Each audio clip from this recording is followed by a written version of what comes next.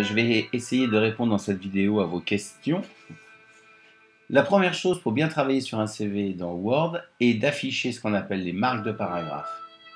Alors j'ai rajouté une page à votre CV, je clique en haut de cette page, vous avez le curseur qui clignote et je clique sur cette icône-là, afficher les caractères non imprimables.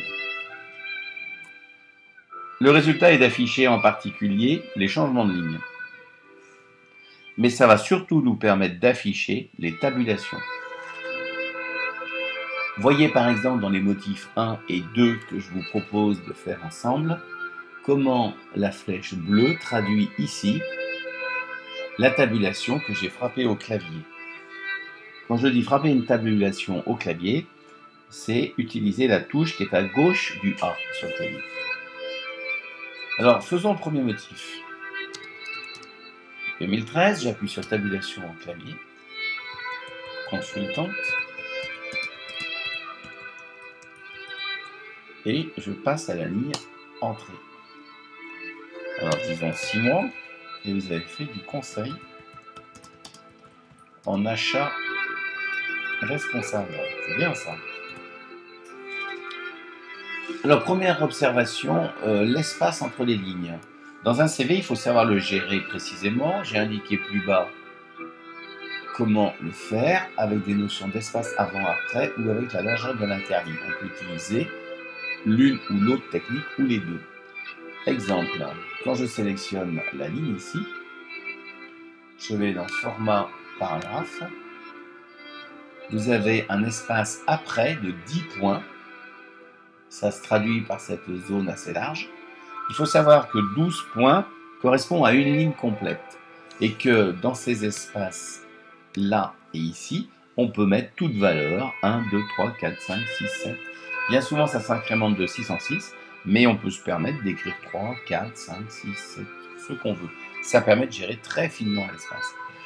Donc ici, je vais mettre 0. Pas d'espace après. Voilà déjà un premier résultat. Donc il faudrait que je fasse pareil sur cette ligne-là. Autre chose aussi, c'est de travailler l'interligne.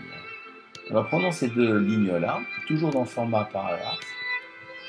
À côté de cette notion d'espacement, vous avez l'interligne, qui est actuellement multiple à 1,05. C'est peut-être vous qui l'avez travaillé ainsi.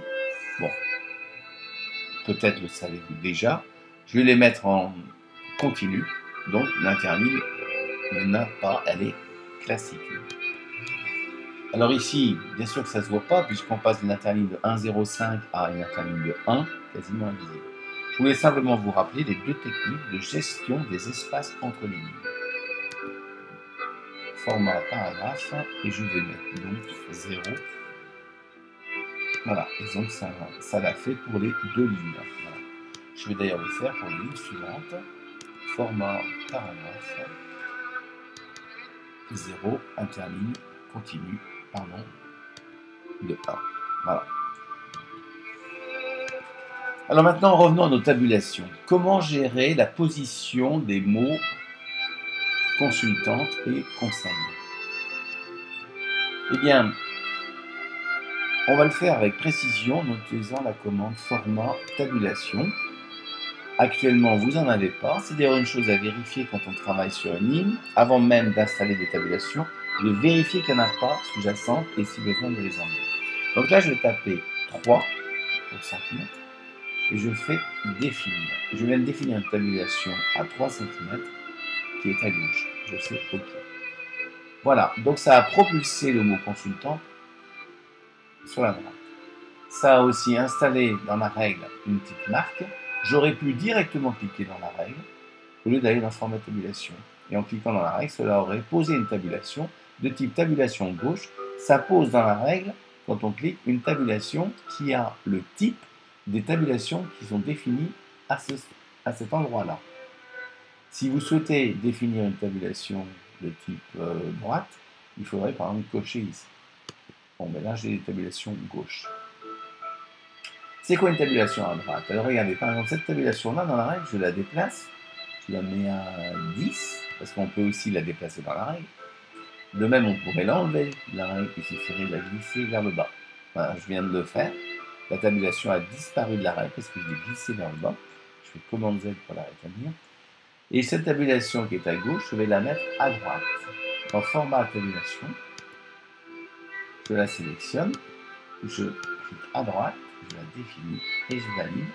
La tabulation est à droite, le cadrage se fait par la droite cette fois-ci. Je reviens en format tabulation, je la sélectionne, je me repositionne sur une tabulation à gauche. Je vais faire une ânerie là. Ah oui, d'accord, c'est bien ça, sauf qu'elle est à 10 cm. Alors je vais la remettre à 3 cm en la déplaçant à la souris dans la règle. Voilà. Donc je fais pareil pour la ligne dessous. Je vais le faire à la souris cette fois-ci. J'ai une tabulation ici, elle s'emploie à son gauche. Je clique à 3 cm et elle vient se positionner. Je dois aller vérifier dans format tabulation que la tabulation existe.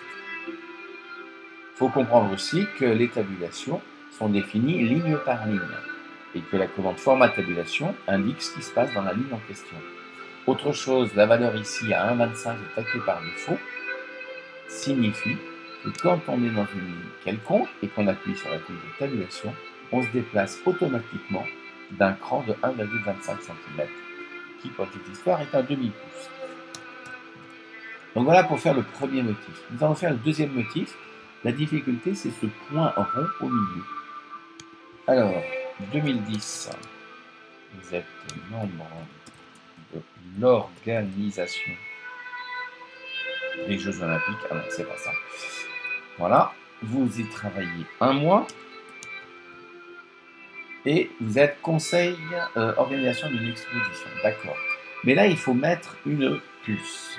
Alors cette fois-ci, on ne peut pas travailler avec les notions qu'on trouve habituellement ici parce que ça installe des puces en début de ligne. Il faut biaiser en utilisant les caractères spéciaux. Je vais dans insertion. Alors dans Max, c'est symbole avancé. Et là, je vais choper celui-là, par exemple. Je l'ai chopé dans la police web 10. Je fais insérer. Et voilà. Ensuite, j'écris la suite de la ligne. Organisation de Taratata. Je peux mettre ça en italique. Commande I ou CTRL I sur PC. Je peux mettre ça dans une taille plus faible. Par exemple, je vais mettre 9. Je vais ensuite gérer la position par une tabulation que je mets ici à 2 cm. Je suis en train de cliquer dans la règle à 2 cm et demi. Voilà. Et maintenant, je vais dans format tabulation pour m'assurer de tout ce qui s'y trouve. Format tabulation. J'ai une tabulation à 2 cm et demi. Elle est à gauche. Voilà. Bon, voilà donc comment fonctionnent les tabulations. J'espère que ceci vous a aidé. C'est parfois délicat. Il ne faut pas hésiter d'aller dans le format tabulation pour bien observer les tabulations qui peuvent s'y trouver, qui parfois sont résiduelles. À bientôt, éventuellement, et bonne suite à vous. Au revoir.